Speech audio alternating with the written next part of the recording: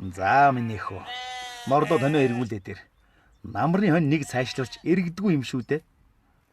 Аваа манай найзууд сургуульд орох гээд бүгдээрээ аймгийн төв явсан. Би бас сургуульд ормоор байна.